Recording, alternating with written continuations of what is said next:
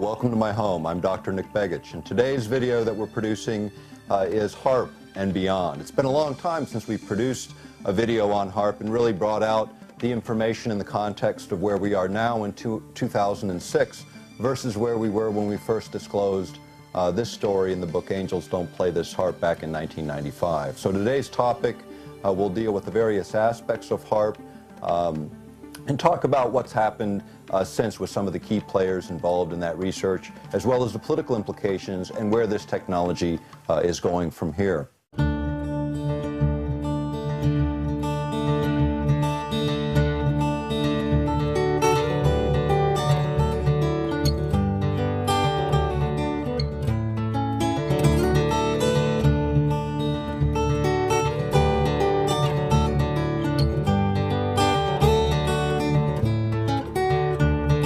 This may be the first time that you've seen a video or gotten familiar with any of our work, so I want to give you a little bit of background on me. I'm Dr. Nick Begich. I have a doctorate in traditional and complementary medicines.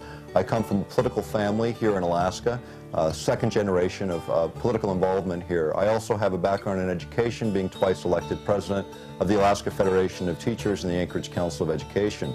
I've written 3 books, co-authored with James Roderick and Gene Manning. And am presently the executive director of the Lay Foundation on Technologies, which is involved in researching and educating the public on technology issues. And currently it's providing us a great deal of the research base necessary to produce this video and much of our work into the future. Welcome to my library. I want to start with a little discussion of the Lay Institute on Technology, Inc., which was set up as a Texas nonprofit corporation primarily to educate the public on the impacts of technology. And as a result of that effort and my work with Dorothy Lay, the founder of that foundation, we're able to continue to archive and develop material that's useful for research projects like this and many others. In fact, all that material now is posted on the internet at www.layinstitute.org. And if you go there and you look at the site, there's an area called EPI search, and that is our research index. And so if you go there, you can search any keyword. You can look up HAARP or climate change or radio or microwave or any of the words that are of interest to you, and you'll see every document that we've stored there on those archives available to the public in a way that makes it more useful in researching these issues. So take a look at that. It's useful in conjunction with this production today. But let's get back to the HAARP issue and where that issue began for me. HAARP started really with a very short segment, a little article actually in a magazine called Nexus, an Australian journal. I read the article, and it was about a project taking place here in Alaska called HAARP, the High Frequency Active Auroral Research Project. And at that time, it was being operated by the U.S. Navy and Air Force in developing what they called a developmental prototype for weapons applications of a very, very large radio frequency array or field of antennas located here in Alaska. And so, what happened when I read that article is I looked at it and I thought, Alaska is a big place geographically, but when you think about it politically, it's very small. We have a small population. You tend to hear about what's going on, and virtually nothing had been reported in our local media regarding this project. And I'm kind of a curious person, and the article was pretty outrageous in what it was claiming. So I went and looked at what was available, first by searching the sources that were cited in that article at our local library, LUSAC, which happens to be one of 78 libraries at that time in the country that were designated as federal repositories, places where any unclassified federal record are either stored or they have to produce it for you for free. So it's an incredible research library here in Anchorage, and as I said, 78 of them around the United States.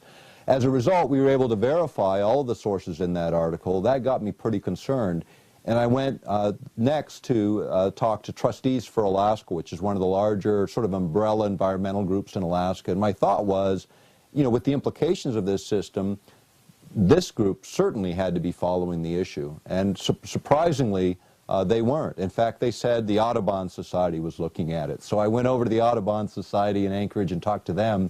They had a very short file on the HAARP project, and basically what they were concerned about was the few hundred of acres of wetlands that were going to be disturbed, and they were concerned about the flyway, where birds, migratory birds, were coming across that particular region. But those were their only concerns.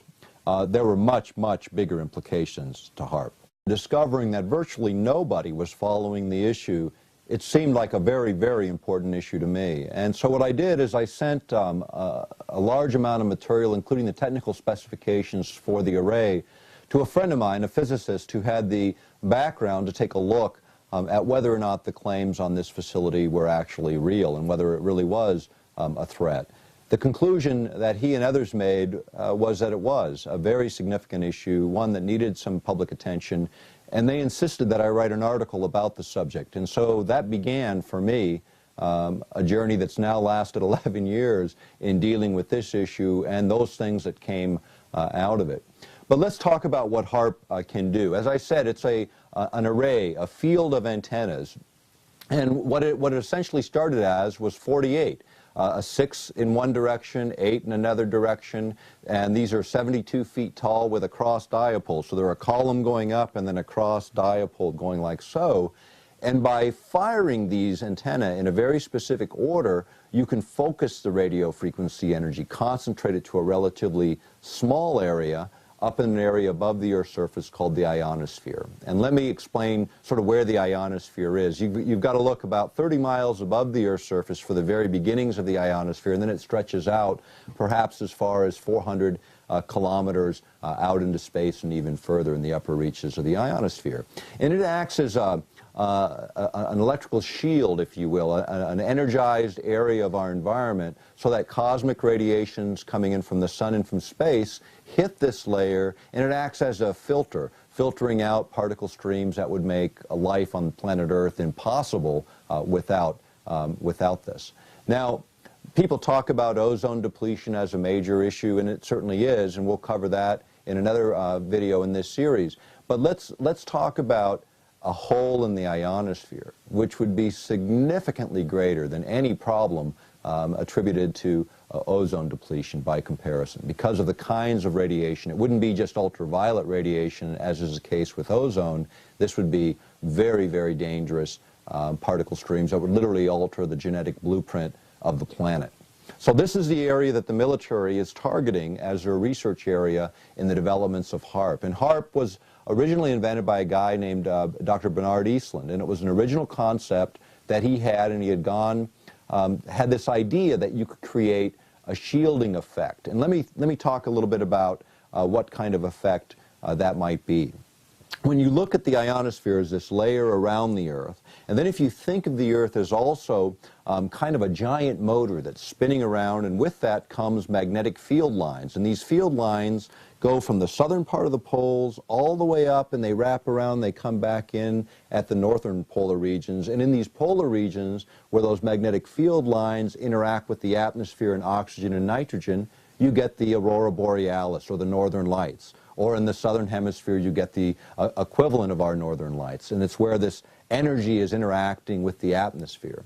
Well, by using these naturally occurring field lines, you can actually manipulate energy coming off the ground, coming off of a field of antennas like what HAARP has in Gokana, Alaska, which is just 250 miles northeast of Anchorage. This facility that was built in the early 1990s has been advanced significantly. It started with 48 antennae. They now have 180 in the array, eventually 360. The idea is, again, to focus that energy. By firing this in a sequence, this array, you can create what's called cyclotron resonance, which would be visually seen as sort of a corkscrewing motion of the energy as it rolls up into the ionosphere, getting more and more concentrated as it goes. Just the opposite of the way radio frequency energy generally works when it comes off of a broadcast antenna where we hear radio programs today. What happens in that case is the energy starts out concentrated, spreads out very, very rapidly, in the same way that light from a flashlight spreads out very rapidly. They follow the same basic principles in physics. But as with light, it can be concentrated in the form of a laser, where that light is concentrated and very, very powerful at far distances. The same is true, by analogy, with radio frequency energy and the HAARP array. That's what makes it so much different than anything else on the planet. The upper limits of the array in terms of effective radiated power, which is not the input power, but it's the effective radiated power, how that energy actually relates in the environment. In this case, the desired level is 1 billion watts of effective radiated power, a huge amount of energy. And being able to manipulate that energy in a variety of ways for weapons applications. Now, why would they locate a facility like this in Alaska? You remember when I was talking about those magnetic field lines surrounding the Earth? The idea was that if you could send cyclotron resonance, this energy coming off of the radio frequency array, this radio frequency energy in this form up to those magnetic lines of force, they'd corkscrew themselves around them. And instead of the energy flowing north to south, the energy would be using that as a waveguide to go from north to south, the opposite direction. So in this case, what then happens is, as you energize these field lines around the planet, any object passing through them would encounter a huge amount of energy that would disrupt the avionics, the electronics that control the flight path of intercontinental ballistic missiles or anything else in the region, including satellites, low-orbiting satellites, and the like. So the idea was to create this shield. That was number one. The amount of energy that was required was huge. So Dr. Eastland went to ARCO. At that time, Atlantic Richfield had huge natural gas resources on the North Slope of Alaska, ideally suited, according to Eastland's patents, for exploitation for this technology, because natural gas supplies would allow the conversion to electrical energy using magnetohydrodynamic generators, called out in Eastland's patents. And then from there, that electrical energy could be fed into this huge array and then sent up to the ionosphere for the various weapons applications. So the ideal situation presented itself in the early 90s, and it was location within the boundaries of the United States for a ground-based system that in effect, as we go through the day today, you'll see has all of the ramifications that were being sought in the 80s under the old Star Wars concepts. The idea of a global missile shield or protection from adversaries using low-orbiting space platforms and the like. So here we had a technology emerging that could solve those things. For Atlantic Richfield, it was great because there's no gas line presently coming out of Alaska to bring that gas to market. And we've been producing oil from that field for over 30 years, yet we can't get the natural gas. So for ARCO to be able to sell the gas to the military right where it is offered tremendous advantage. So they set up ARCO Power Technologies, Inc., a subsidiary with 30 employees. They originally bid on the HAARP project after selling the concept to the military in the early days, in the late 80s. Dr. Eastland actually put together that original team that became ARCO Power Technologies, Inc. Now what they did as a subsidiary, they had no track record of military contracting. They had really no history at all. They bid for the HAARP construction and applications on that project and won. And who did they bid against? Raytheon Corporation, for one. Raytheon at the time was was the 44th largest company in the world, according to Forbes magazine. And they were the inventors of things like the Patriot missiles and some of the new active denial systems being promoted today. In other words, they had real weapons applications and histories, yet this little subsidy, ARCO Power Technologies, won the contract.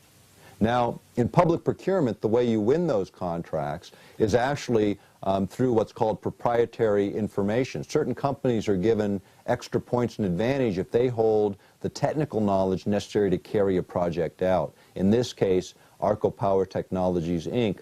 own those 9 critical patents associated with the HAARP program. And those are cited in the book Angels Don't Play This HAARP, along with over 300 military, academic, and mainstream media reports on HAARP. So that's the place if you really want that detailed source material. Get the book, take a look at the bibliographical indexes, also look at the Lay Institute site. The fact is, what happened in all of this development was this excitement from ARCO, because here it was. They were going to make money on gas they could never make money on before. But what happened is the company went through some controversies, some changes. Company eventually sold. Actually, ARCO is no longer here. But the company itself, the subsidiary, was later sold to another organization called E-Systems. And E-Systems was the subject of Washington Post reports back in the early 90s. They predominantly were, at that time, were a $2.1 billion company with the vast majority of their income derived from what are called black projects, projects so secret even the U.S. Congress doesn't know what they're funding. And the citations regarding that are also in the book, Angels Don't Play This Harp. The point is, this company ends up with the patents and the subsidiary. And what did they do? They sold out. They sold to none other than Raytheon Corporation, the losing bidder on the first project in the beginning. So Raytheon ends up with the intellectual property, they end up with that project, and they later sold to British Aerospace, which is an interesting change of events, and that was in 2003. The project also shifted in 2003 from the Navy and the Air Force over to DARPA, which is the Defense Department's research agency that deals with, again, very, very classified research and projects. But let's go back to what does HAARP really do? Okay, so we've talked about how it focuses energy, but what would you do with that energy when you focus it? There were a number of concepts that Dr. Eastland had. First of all was the issue of communications. The ionosphere, this layer above the Earth, when you think about, if you ever think about shortwave, how it broadcasts around the Earth, it literally strikes the ionosphere and bounces. And that's what allows shortwave to get around the curvature of the Earth and around the horizon. It uses the ionosphere. But when the ionosphere is disturbed, say by really active solar activity, communications are also disturbed. Satellite communications can be disturbed. We know that when the ionosphere is active because the sun is active, that communication systems, even power grids across the planet, can be affected by the way energy is exchanged between the sun and the Earth and the systems within the Earth.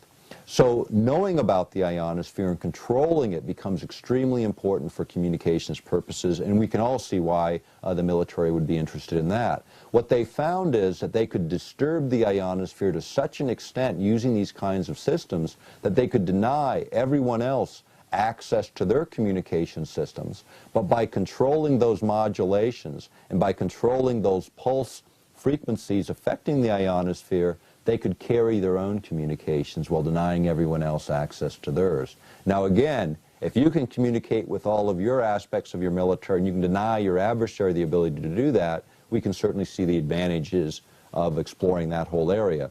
And that doesn't in itself present problems. What presents the problems is when we start manipulating this very important aspect of our environment without really knowing what the long-term consequences of those manipulations might be. Now let's talk a little bit about some of the other applications, because this is sort of a very versatile instrument in terms of how it can be used. And it essentially covers, according to one study that was done by the University of Maryland, it was an executive report for the Congress, and what they did is they looked at sort of what parts of the spectrum could you affect. And everything from ultra-low frequencies to visible light can be affected, which covers 16 decades of frequency, which is a huge, huge range. For those that are technically oriented. Now HAARP actually operates with its primary frequencies in a little narrow band in the middle of that range. But by manipulating that energy, they can affect this entire range of spectrum. And that's one of the key elements of HAARP. It's not just what it can do in its primary mode of operation, but by pulsing and then modulating a signal on that carrier, you can create much, much different effects. One of the other effects that Dr. Eastland pointed out in his patent was the idea of being used for over-the-horizon radar. Now this is really interesting because the old technology for the over-the-horizon radar, as things got in close, things would become very distorted so you couldn't see them. And you could really only see things at pretty high elevations. You couldn't see things, for instance, like cruise missiles coming in at those very low ground elevations. With the ability of HAARP and over-the-horizon technology that it offers, you get everything from intercontinental ballistic missiles, those things coming in from, literally coming back in from space, re-entering the atmosphere, all the way down to cruise missile heights, things coming out at a few 100 feet above the Earth's surface and following its contours. And you don't get distortion when it gets close in. Again, we can see the advantages of doing that For that application, you actually need 2 transmitters, and Alaska does have 2. High Pass, located just outside of Fairbanks near the Poker Flats Rocket Range, which is a small array, and then the larger array at Gokana, Alaska, which is, again, 250 miles northeast of Anchorage. Now there, what you can do then is you can literally energize an area of the ionosphere, and it creates what's called a cold plasma, or layer of energy that acts like a reflective mirror. And by moving it around and steering it, you can then send a signal from the other transmitter and bounce it over the curvature of the Earth. So you get this over-the-horizon effect.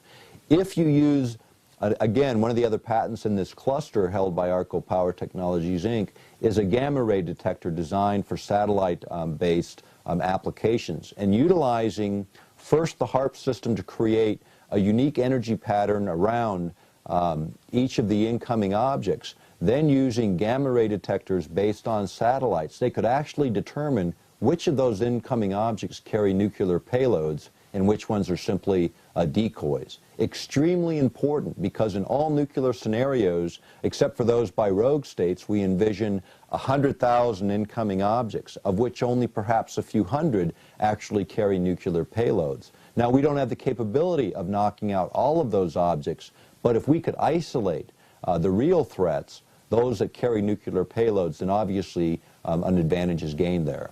So that over-the-horizon application, and then the idea of detecting by the unique energy signature around all those objects. And then the third application in this series was the idea of creating what's called an EMP, an electromagnetic pulse, or a surge of energy so strong that it overrides the electronic circuits, those little microcircuits within all of sophisticated electronics and computer systems, overrides them, causing bit errors and computer error that causes those aircrafts to crash. And in some cases, with enough EMP power, you can literally melt circuitry. So 3 phases. If you increase the power sufficiently on the HAARP facility, you can create this EMP effect and knock out everything in the sky. Now, obviously, in a nuclear scenario, we can see the need for something like this, but at the same time, everything else that's in that space or in that range is also going to be knocked out. All the civilian aircraft, that's the collateral damage in such an event, and if we were to use such technology. Now, Alaska is the place where the new system for missile defense is actually being constructed. Let's get back to the issue of missile defense for just a moment, because this is an extremely important aspect of the whole HAARP story, because this is really where it began.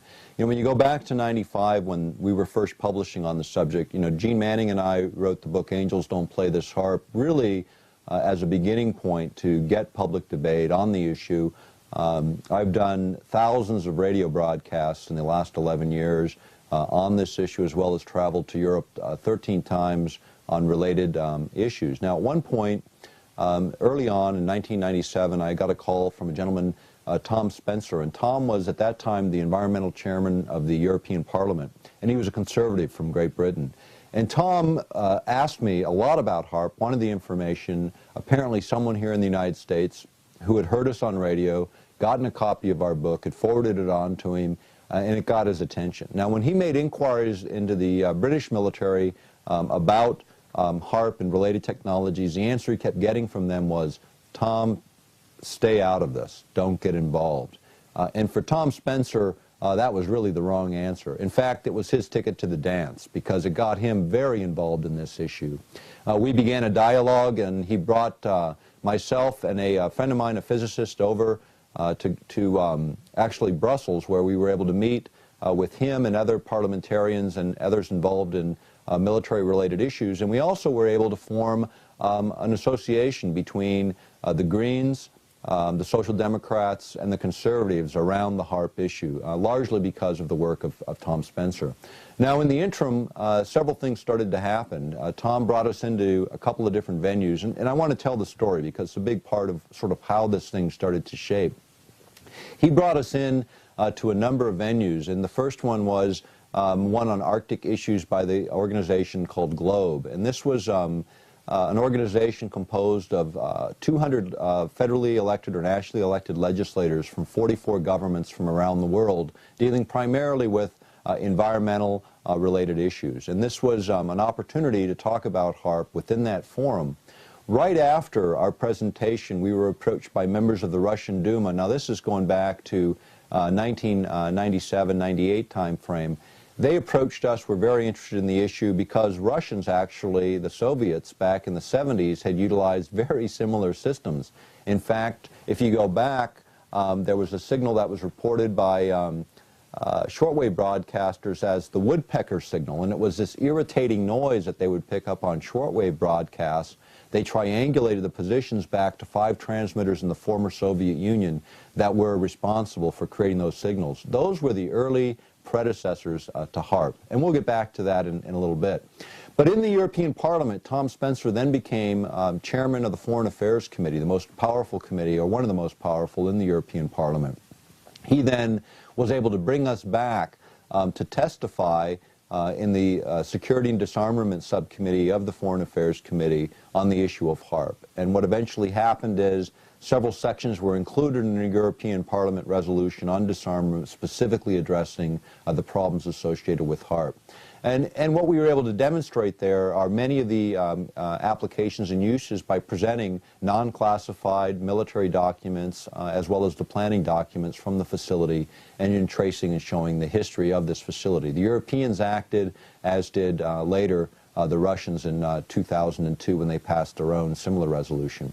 The problem, going back to that testimony in the European Parliament in February of '98, was one issue that we raised where they had strong objections. And we had said in that hearing that the United States would unilaterally abandon the ABM treaty, the Anti-Ballistics Missile Treaty with the former Soviet Union, considered one of the anchors in world peace globally by Europeans and our traditional allies as well as our adversaries.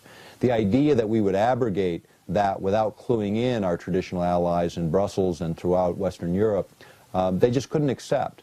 The fact is, we had said it would happen within a year. We were off by 3 months. It was 3 months later that the United States began their moves, which eventually led to the abandonment of that treaty. This was done under both the Clinton administrations and the Bush administrations. Even though Clinton had said he would never support this kind of move, he in the end, in fact, did. What happened then is a lot of concerns, because we were so right on in terms of our predictions of what was going to happen. We even gave them the rationale that the senior senator from Alaska, Ted Stevens, would use, which was, there is no Soviet Union, therefore there is no treaty. That's what he said on the floor of the United States Senate in the prelude to the abandonment of that treaty. This is a problem, and it has been a problem for our European allies, and probably was one of the most significant points of disembarking from a policy of cooperation, because when you think about it, they really should have been clued in. Parliamentarians should have been part of a dialogue that involves something so strategically important to them, our traditional allies, our NATO allies, the abandonment of a fundamental treaty. The other issue, going back to HAARP, that was raised in the hearings was this whole issue of how else would it be used, what are the implications environmentally, etc. And you know, we were supposed to have a 15-minute presentation. They actually gave me an hour and a half to present on these issues because of the ramifications of HAARP. They later issued a report that didn't just include the ramifications of HAARP, but all of these systems associated with it, and this whole direction in technology that's taking place today, of which HAARP is just a small part. But let's get back to some of the other applications of HAARP and some of the other things that it can do. One of the other applications that came up early on was the idea of what's called earth-penetrating tomography.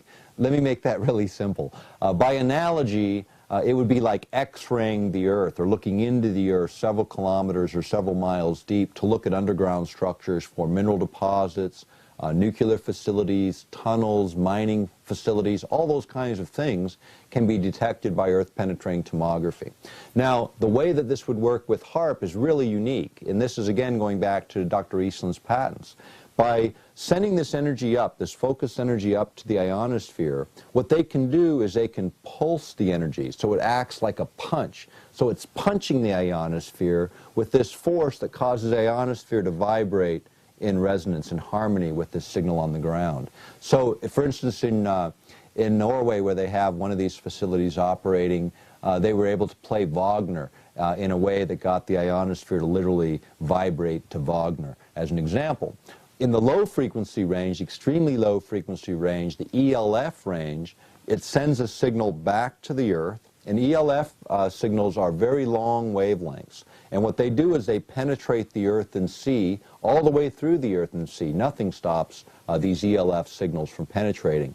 Unlike the shorter wavelengths, the millimeter and centimeter wavelengths of other communication systems, microwave systems, and so on, these don't penetrate very deep, so they can't get down to, say, submarines at depth. So the way we communicate with submarines around the planet is we use 14 to 26 mile long antennas buried under the ground that create these ELF signals. They're in Michigan and Wisconsin, and some out on the Aleutian chain and other locations around the world. What HAARP offered was a new technology that would literally change the ionosphere. By sending that energy up and pulsing it in, the ionosphere then acts as a broadcast antenna, sending back energy to the Earth in the ELF range at fairly low energy concentrations, approximately the same as what the Earth naturally produces. These signals penetrate the Earth, and their character is measured by instruments on the ground or low-flying objects that can then pick up these signals and then determine exactly what those underground structures look like. In MSNBC, right after 9/11, November 27th, 2001, there was an MSNBC report where they cited HAARP as a useful technology to use in Afghanistan for locating all of those underground facilities and the like. And the reason that they knew it would work in those applications is going back to 1995 and the congressional appropriations under the defense budget in that year. They appropriated $11 million to HAARP to test just that application under the caveat that if it didn't work for earth-penetrating tomography, or they didn't test that application, it wouldn't get any more funding. Now, they tested the application, and on a program on the ionosphere, on a show called Horizons, aired on BBC TV, a professor from the University of Maryland, Professor Papadopoulos, actually talked about the results of the earth-penetrating tomography tests with HAARP, where they were looking at underground mining facilities in the area surrounding Fairbanks, Alaska, and were able to determine with 99% accuracy the location of those tunnels when comparing them to the actual maps and surveys of those underground workings. So they proved the technology would work. If you go back to Atlantic Richfield, the oil company that started this whole project, you can see why they would be interested. I mean, if you get a whole profile of the entire North Slope regions of Alaska and other oil-producing regions of the world and know with certainty what's under the ground, great things for their perspective and their shareholders could be gained. In fact, an expert in this area was able to look at that idea, this earth-penetrating tomography issue, a guy named Brooks Agnew. Brooks Agnew is an interesting guy. He is a specialist in earth-penetrating tomography, and actually there's an article by him posted on my website at www.earthpulse, P-U-L-S-E, earthpulse.com. At that site, you can read the article in detail, but basically what he found is back during the 80s and 90s, he was doing work in earth-penetrating tomography for the oil industry. And what he was able to do is with 30 watts of power, which is nothing compared to 1 billion watts of effective radiator power with HAARP, but with 30 watts of power, he was able to get profiles of ground strata several kilometers deep. And he actually used this with a company that's now fairly well known, Halliburton. He went around to 9 states and 26 known drill sites where they actually knew exactly what the ground strata was and the oil and gas grades that were there. And Brooks Agnew, with his technology, earth-penetrating tomography, was able to determine with 99% accuracy not only the ground strata differentials, but whether there was oil and gas in the ground and and the quality of those oil and gas deposits. That is an incredible technology, considering that the method of use was not disturbing in terms of natural systems at those very low power levels. Yet, when you think about oil and gas, those are public resources. Having certainty about where to drill and what to do would certainly change the dynamics of how the industry competitively fought for those resources, and would have huge implications in the economies of the world. But the point of the matter is that technology is not being used for mineral exploration today. It's being used primarily for military applications, as is the case with HAARP.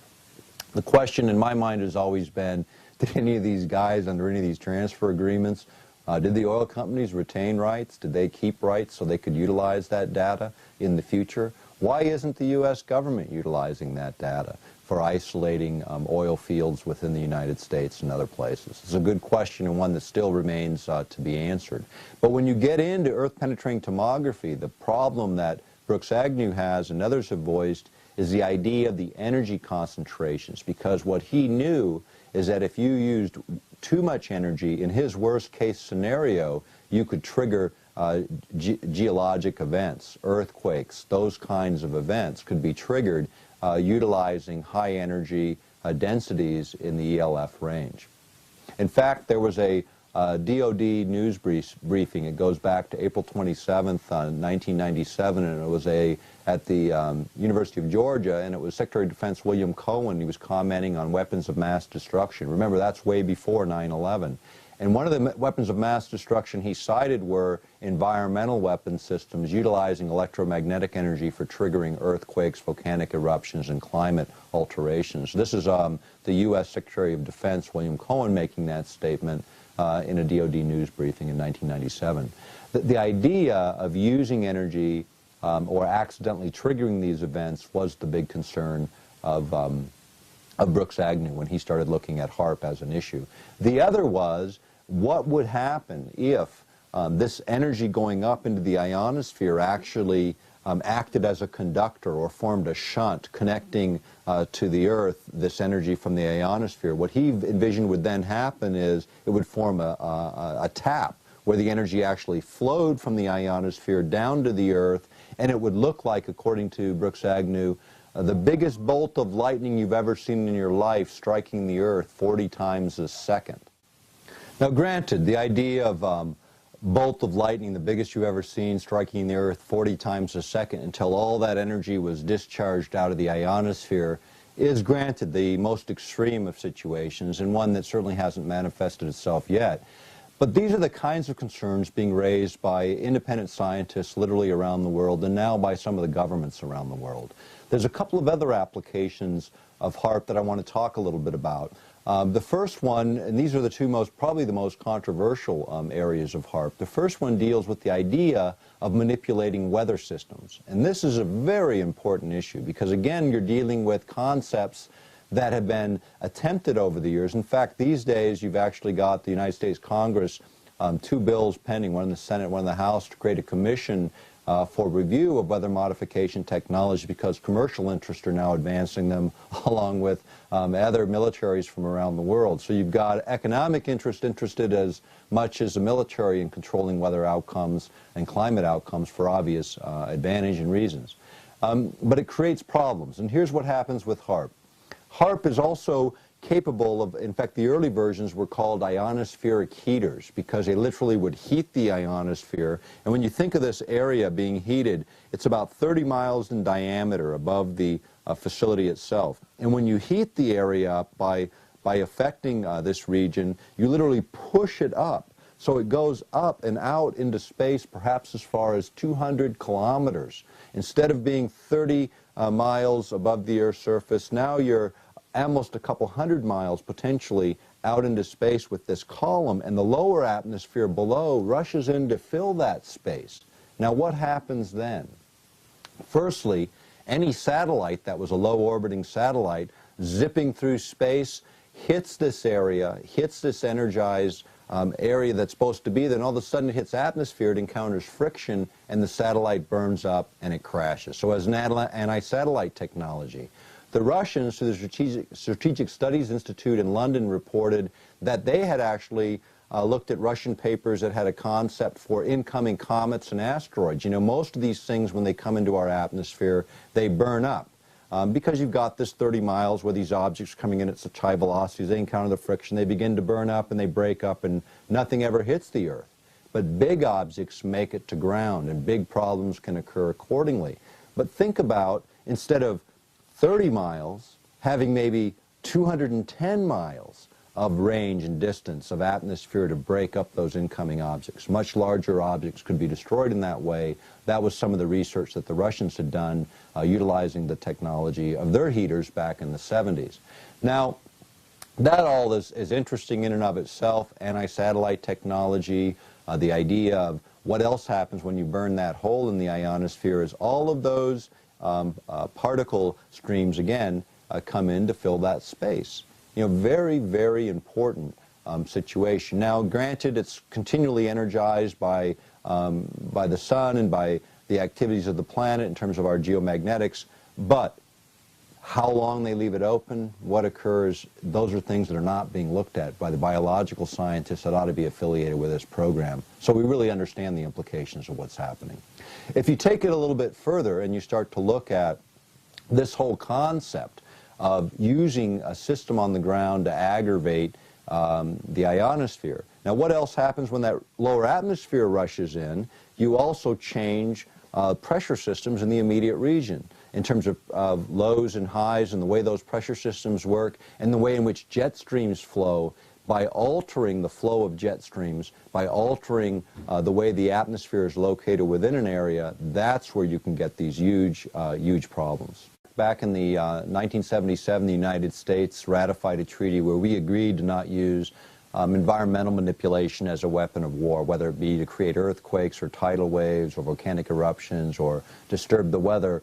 All of these things were restricted under that treaty when they involved national boundaries or crossing national boundaries. Like most U.S. treaties, the exemption is for domestic use. The treaties we sign with all these other countries have a clause within them that allows use of the technologies that might be forbidden against another country to be used within the boundaries of your own country. The Chemical and Biological Treaty is a good one as an example.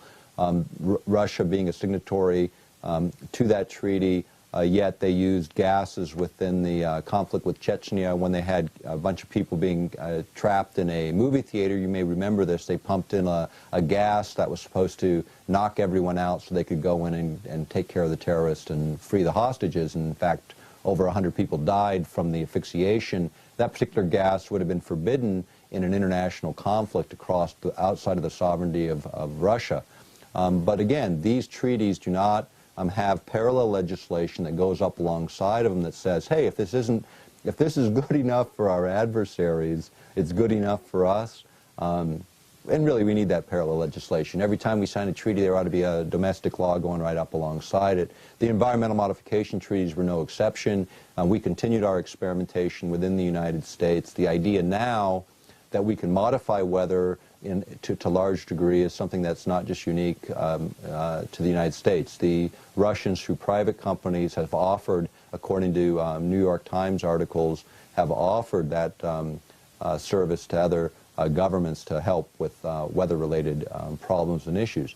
The idea also, the last three Secretaries of Defense, including the present one, have all called for the abandonment of that environmental treaty, primarily because the technologies have advanced to the point where controlling the environment for warfare applications becomes incredibly useful. Also for waging covert warfare. The idea of denying a country its rainfall for its agricultural production at the same time you have an embargo ongoing would be the kind of act of war that you could plausibly deny and yet have a devastating effect, even a greater effect than the traditional bombs and bullets. And this really gets into the essence of what's behind HAARP and technologies like HAARP. It's what the military now calls the revolution of military affairs, or they refer to it as a revolution of military and political affairs because of the way these things interrelate. What makes governments powerful today in the world is, in fact, their command of technology. If you look around the world, those governments with the highest technology are those that dominate the world scene. So technology becomes important for all of us to at least have conceptual knowledge of some of these projects, including HAARP. But HAARP is just one of many, many projects. And as we took this issue on, there was an underlying problem as well. Some of the things that were developed by the inventor, ideas that should be explored, were being ignored because military had no interest. A good example was Dr. Eastland had this idea that using radio frequency energy, you could actually trigger chemical reactions in the upper atmosphere, which in fact you can. I mean, it's well known. But what you can do by triggering these reactions is you could actually create ozone. In other words, if ozone depletion is truly a problem, here you have a system that can replenish ozone utilizing known laws of science. Likewise, knocking out particular pollutants, again by understanding their interactions with radio frequency energy to be able to neutralize pollutants in the environment. None of these things are being looked at, and yet they offer huge potentials. I've had lots of conversations with Dr. Eastland over the years, and you know, he's got a much different view. I mean, he's a senior scientist, an outstanding physicist on the world scene. His concepts today for advancing energy systems and ways to really free people and utilize his science not for our destruction but for its enhancement. And I think that's where lots of science gets misused when those using it are only seeing certain applications. But let's get down to the most controversial issue dealing with HAARP, which is the physical effects on human health. And I want to get into the ELF effects because this is extremely important. And there's another video in this series on mind control which gets into this idea of being able to be overridden by radio frequency energy from the outside. And this is what we know from the research. If you go back to the mid-1980s, there was a document called Low Intensity Conflict in Modern Technology. It was produced at Maxwell Air Force Base, and it has a section in it on electromagnetic weapon systems where it gets into a whole discussion of what was possible. If you even go back further, you got to go back to a book called Unless Peace Comes, published in 1969. Within that is a chapter called How to Wreck Your Environment. And the reason it's an important chapter, that's before Earth Day, you know, that was later in the 70s, so you could get away with a chapter like that. But nonetheless, the guy that wrote it was a guy named G.F. Gordon MacDonald, and he was a full professor at UCLA and a science advisor to President Johnson when he was in the presidency.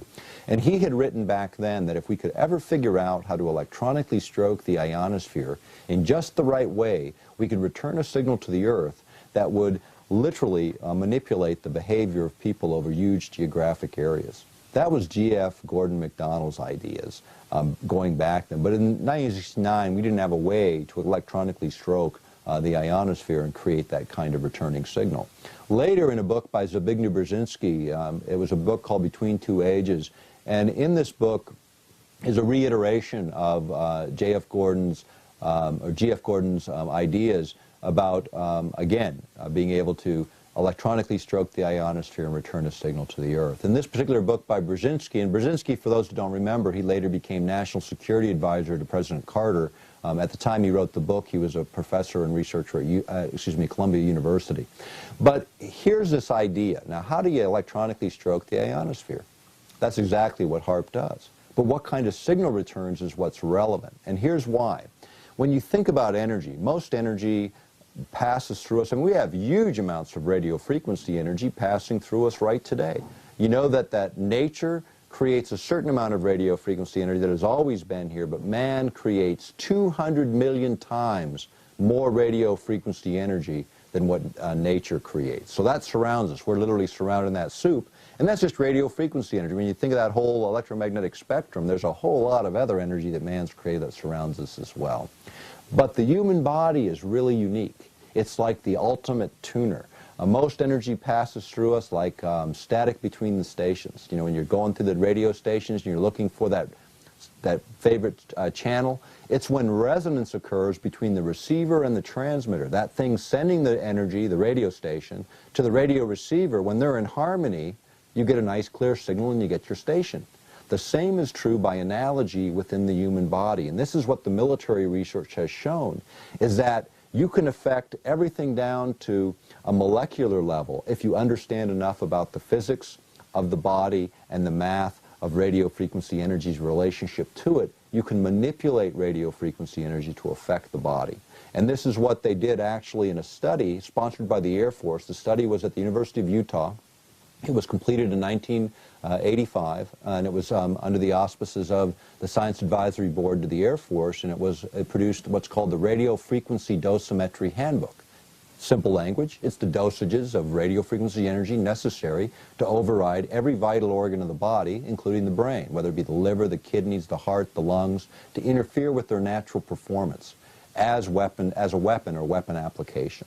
Now again, you're talking about energy that is different. We're talking about a whole different view of warfare. We're using energy as the base. These technologies are now being developed for things like the active denial system, which is using knowledge of microwave millimeter waves to affect the body to create pain or heat sensations, affecting only the nerve endings on the surface of the body.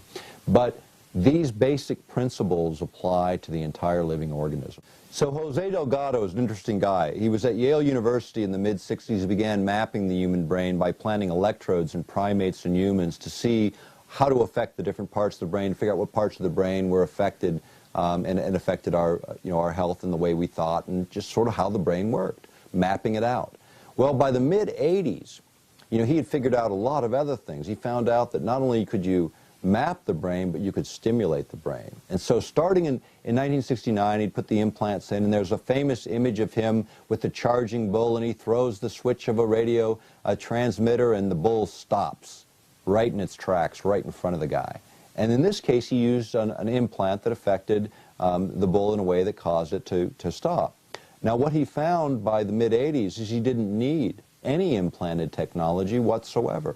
All he needed was radio frequency energy, modulated and pulsed in just the right way to carry a signal. And what they found is it took only 1/50th of what the Earth's natural radio frequency energy level was to affect us dramatically. And with the case of primates and humans, making them lethargic or passive, almost asleep, to highly agitated and awake, back and forth, like throwing a light switch, on and off, on and off. No implants, no physical contact, using radio frequency energy, 1/50th of what the Earth naturally produces.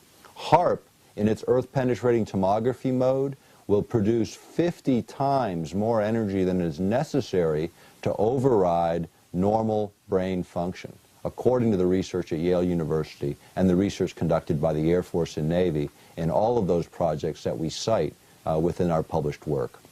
Now, when you think about the idea of manipulating brain activity, you can do it for all kinds of different reasons. I mean, it can be an accidental side effect, which is what the military says is the case with HAARP.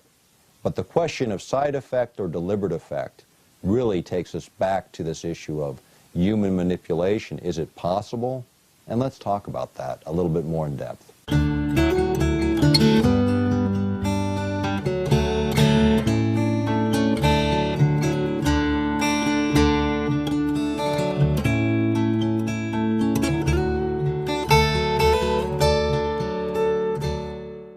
Talking a little bit more about, sort of what happens within the brain and how ELF signals, extremely low frequency signals, might interact.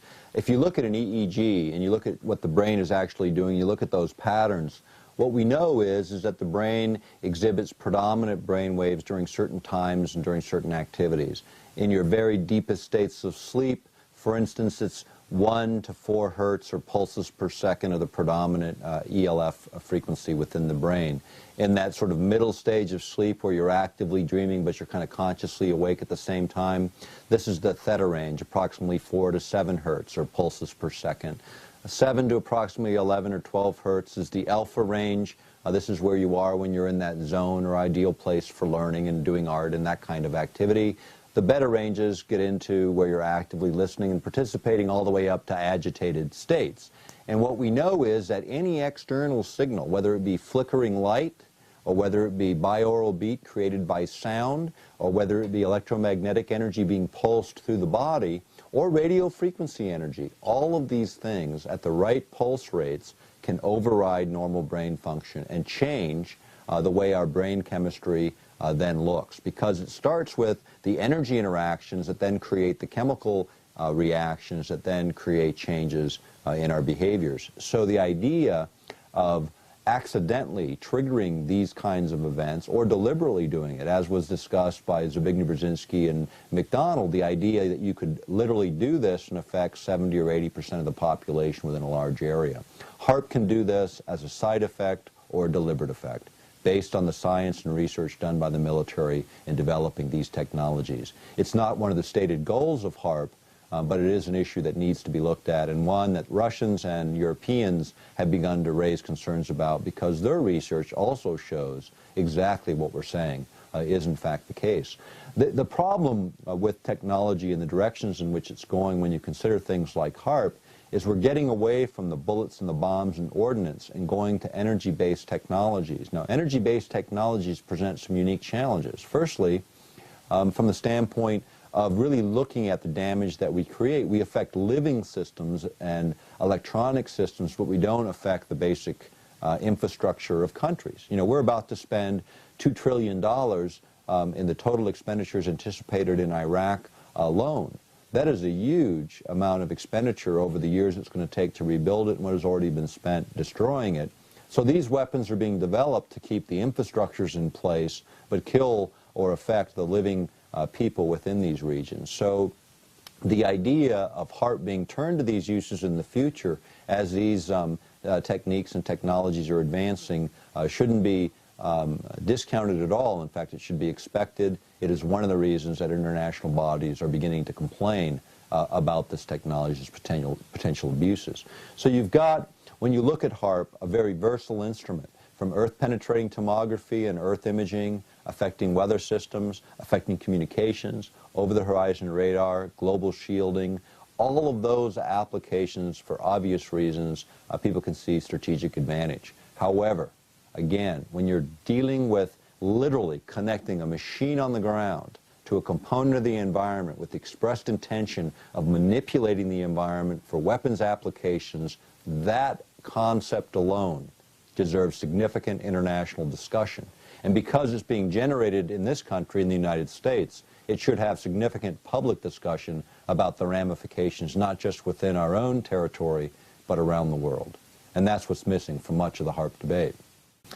Now let's go back for a minute to the work of Dr. Ben Eastland. You know, when he originated this concept, it was a long time ago. You know, you're now going back to the late 1980s and the 1980s through the early 1990s. You know, technology's advanced dramatically since then. And Dr. Eastland hasn't just been sitting around either. You know, he's got other projects he's been working on that are quite interesting. And one of those recently, in fact, in October of 2005, he presented a paper at Penn State on weather modification utilizing gravitational waves. Now, what's important about this paper, extremely important about this paper, is that it talks about being able to modify weather using 1,600 times less energy than was anticipated for weather modification applications using HAARP. In other words, 1,600 times less energy than was once thought to be needed. It's now understood by him as a physicist in a major university presentation to be possible. Now, when you think about weather modification, one of the other things that happened with Dr. Eastland is he was invited by the European Space Agency to do a paper on weather modification utilizing the HAARP systems. That was completed in 1999 and presented for peer review at a major space expo in Europe. Coming off of that paper, FEMA and NASA contracted with Dr. Eastland to prepare a paper utilizing space-based technologies, satellite-based technologies for weather modification applications. And one of the things that he saw and that he mentions in both these papers is, for instance, being able to affect tornadoes. And the idea of tornadoes, you know, you have a warm front coming into contact with a cold front, and when they come together, you get a shearing force that causes that twisting action where you get the tornado formation. So the idea of Eastland was if you could heat the cold front sufficiently that when these two fronts connected, you didn't get that energy differential to create that tornado formation, you could essentially knock out tornadoes. The problem is, of course, if you miss and you heat the already heated area so that there's even a greater differential when it encounters the cold front, you have more energy available to create even a more destructive tornado. The fact of the matter is, other governments around the world have taken this very seriously, including our own, and has invested a significant amount of money to look at how to, in fact, affect these things. Remember a few years ago, back during the Clinton administration, actually, there was a tornado that whipped through Oklahoma City, and Clinton showed up, and there was a press report that talked about him saying, don't worry, eventually we're going to figure out how to knock out the energy of those tornadoes, and these won't ever hurt civilized cities again. Well, you know, that was the same city where Ben Eastland at the University of Oklahoma did his computer modeling to figure out how to knock out the energy in those tornadoes a few months before. So what Clinton was actually saying was based on the scientific evidence that had been produced in that very same city just months before. The idea of weather modification continues to be of major interest, again, as we advance this revolution in military affairs, which is this concept of warfare emerging here in the beginning of the 21st century and at the end of the last century. Now, that concept essentially came from a paper written in 1989 by the U.S. Army War College, and it was a paper that was called The Revolution of Military Affairs. And what it said is that the technology was changing so dramatically. They equated it with the change that happened when gunpowder was introduced to Europe in the Middle Ages, or when atomic weapons were introduced in the middle of the last century. That's the kind of revolution taking place today, using energy as the base of the science. Not bullets and bombs, but speed of light technologies, from high-powered lasers to particle beams to HAARP systems. These are the systems of the 21st century, and here's what we have to consider. When you're using energy discharges, like for instance in an anti-ballistic missile arrangement where you've got incoming missiles, you know, here in Alaska, we've become the place where they've built the new missile defense system. So they've installed in underground silos interceptors. You know, literally bullets to hit other bullets, flying at us at about 30,000 miles an hour in re-entry speeds. They're going to try and pick those off, and in most of the tests so far conducted, they failed. The reality is they won't use conventional warheads to knock out these craft. They're going to use space-based laser systems that are being developed, other energy-based systems. And the reason we know this is because you have the ability to, number one, target with precision. These weapons, when they fire a laser or a particle beam, they travel at the speed of light, 186,300 miles per second. That can literally go around the planet 7 times with time left over in less than a second. So being able to target, say, an intercontinental ballistic missile, you'd literally be able to knock it out of the sky before it ever left the launch pad with this type of technology. That's where missile defense is going in the 21st century. The interceptors are the party line for the public. The reality is these other systems are advancing. The Department of Energy has owned patents since the late 1980s that are cited in the book Earthrising the Revolution, which I wrote with James Roderick a number of years ago. The fact is they've had the technology, they're advancing the technology. HAARP is a part of this advancement, this revolution in military affairs. The other thing that's happening, and where the HAARP issue starts to cross over, is the idea of affecting our physical bodies, affecting our health or our mental states. That is an area of technology that has raised huge, huge controversies around the world today, and is continuing to be raised today because of the implications in 24th century warfare. Now, take the concept of speed of light weapons and overlay that concept on this idea that George W. Bush has introduced as President of the United States, called preemptive warfare. This is the concept of figuring out who your enemies are before they know they're your enemies and wiping them out. You know, it works good when you're the top dog, when you own all the technologies that make preemptive warfare effective. But in the advent of speed of light weapons, weapons that discharge instantly where there is no time to react, is preemptive warfare a concept we want to introduce to the world scene today? China, the largest industrial power emerging on the planet, 13% growth per year consistently, 11 to 13% growth per year, building the largest industrial base, dwarfing the Industrial Revolution of the West of the last century. They're going to be capable of developing these very same technologies. They say, don't worry about the Chinese. They only spend $40 to $44 billion a year on defense, a fraction of what we spend in the United States. In fact, 10% approximately of what we spend in the United States.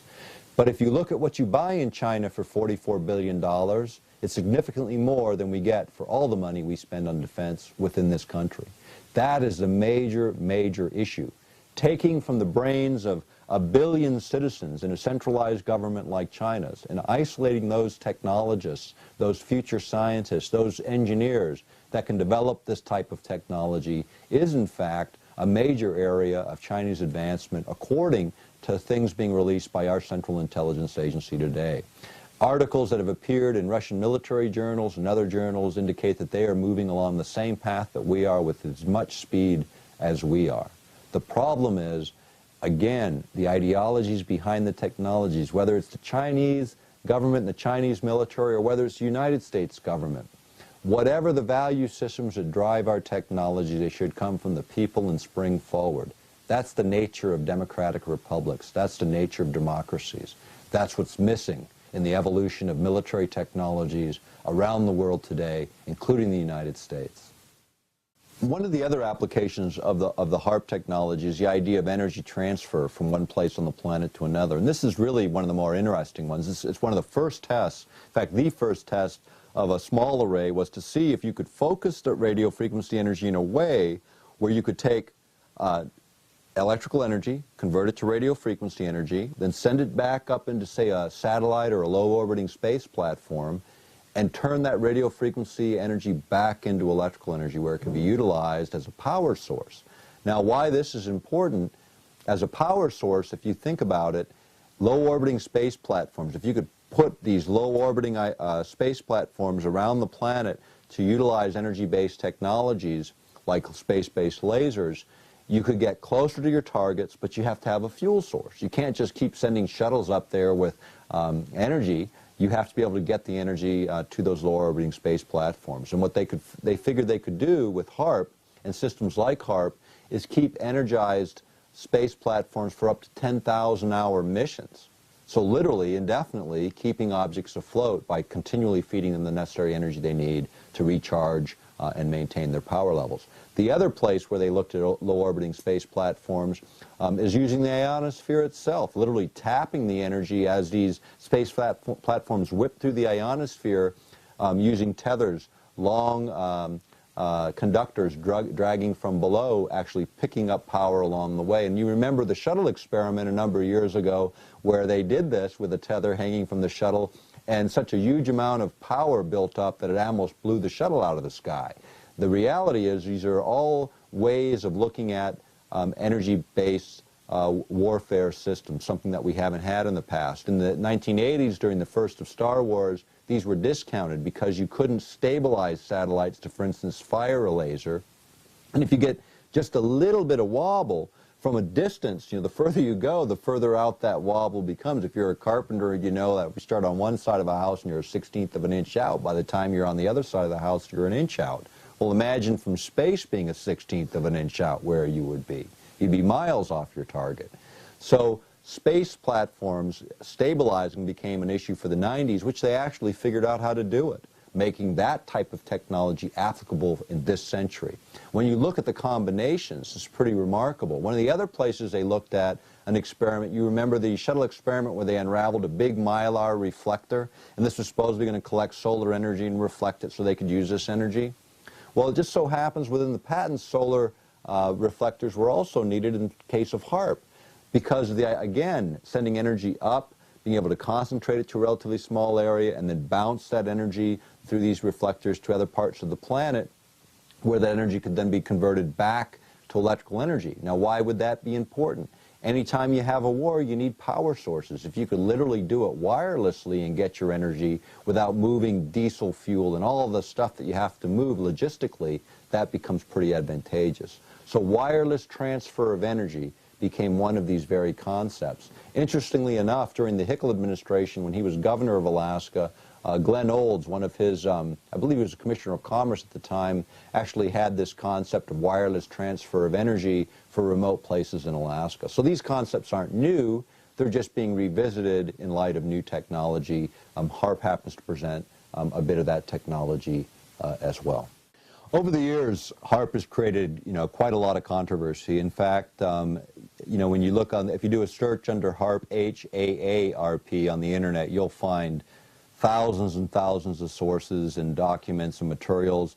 Some of it pretty outrageous, quite frankly, and some of it right on target. Like any issue, HAARP is no exception. It draws a lot of controversy, draws a lot of misinformation to the debate as well. This video was prepared to give a summation of the technology, but I recommend highly that people take a look. Get the book from your local library. Angels Don't Play This HAARP. There's over 350 sources cited in that book that validate all of the things that we've covered today. Take a look. When you're looking at these kinds of issues, big issues that can literally change the face of the planet, look deeper. Make sure that the facts are there. Make sure the information is there. But then get that information to those that can make a difference, whether it's your local political leadership coming out of your own states and your own countries. The fact of the matter is these technologies have to be engaged in the true light of day. We can't allow militaries to advance technologies that have these kinds of implications for the planet, for our health, for our environment. You know, if we're really to be stewards of this planet, it requires real action. Each of us can do something within our spheres of influence to make a difference, whether it's this issue or any of the other issues we cover in this series. The fact of the matter is, people make the difference. People make things change. And we need to engage the processes and do exactly that.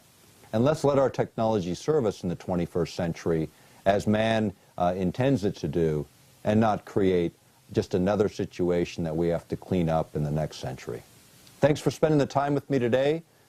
Check out one of our other videos. We've got the mind control video, Technologies in the 21st Century, and a new video being produced on Earth changes. Thanks for being with me.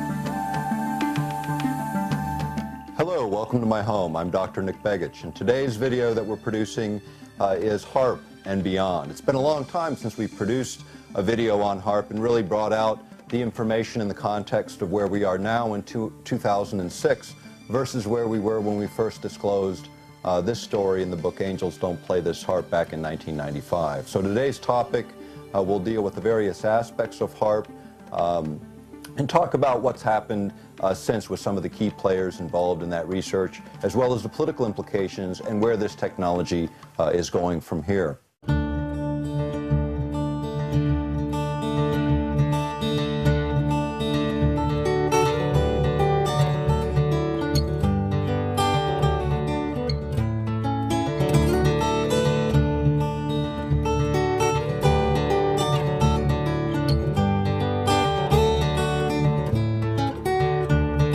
This may be the first time that you've seen a video or gotten familiar with any of our work, so I want to give you a little bit of background on me. I'm Dr. Nick Begich. I have a doctorate in traditional and complementary medicines.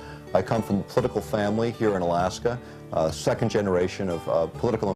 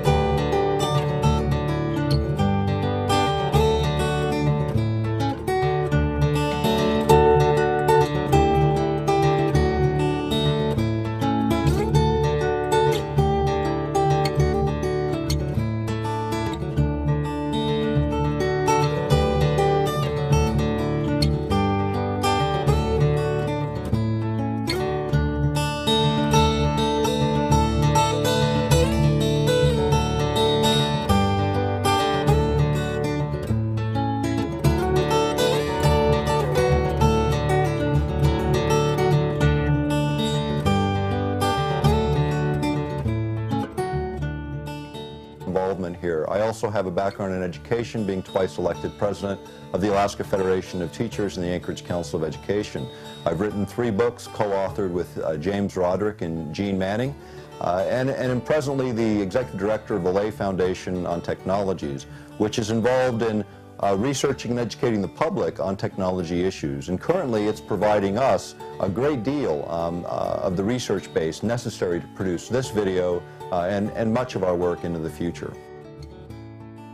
Welcome to my library. I want to start with a little discussion of the Lay Institute on Technology, Inc., which was set up as a Texas nonprofit corporation primarily to educate the public on the impacts of technology. And as a result of that effort and my work with Dorothy Lay, the founder of that foundation, we're able to continue to archive and develop material that's useful for research projects like this and many others. In fact, all that material now is posted on the internet at www.layinstitute.org. And if you go there and you look at the site, there's an area called EPI search, and that is our research index. And so if you go there, you can search any keyword. You can look up HAARP or climate change or radio or microwave or any of the words that are of interest to you, and you'll see every document that we've stored there on those archives available to the public in a way that makes it more useful in researching these issues. So take a look at that. It's useful in conjunction with this production today. But let's get back to the HAARP issue and where that issue began for me. HAARP started really with a very short segment, a little article actually in a magazine called Nexus, an Australian journal. I read the and they were concerned about the flyway, where birds, migratory birds, were coming across that particular region. But those were their only concerns. There were much, much bigger implications to HAARP.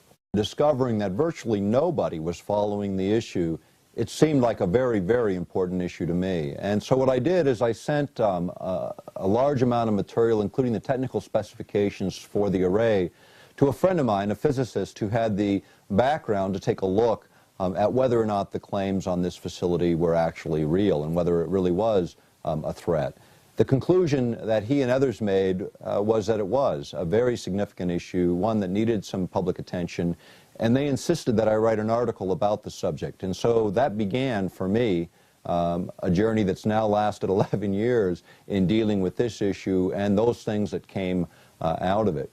But let's talk about what HAARP can do. As I said, it's an array, a field of antennas.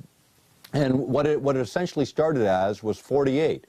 6 in one direction, 8 in another direction, and these are 72 feet tall with a cross dipole. So they're a column going up and then a cross dipole going like so. And by firing these antennae in a very specific order, you can focus the radio frequency energy, concentrate it to a relatively small area, up in an area above the Earth's surface called the ionosphere. And let me explain sort of where the ionosphere is. You've got to look about 30 miles above the Earth's surface for the very beginnings of the ionosphere, and then it stretches out perhaps as far as 400 kilometers out into space and even further in the upper reaches of the ionosphere.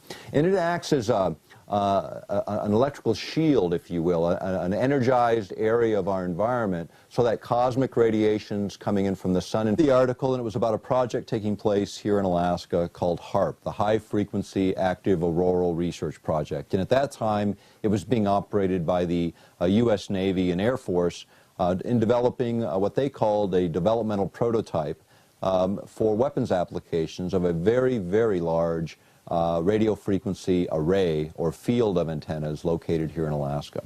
And so, what happened when I read that article is I looked at it and I thought, Alaska is a big place geographically, but when you think about it politically, it's very small. We have a small population. You tend to hear about what's going on, and virtually nothing had been reported in our local media regarding this project.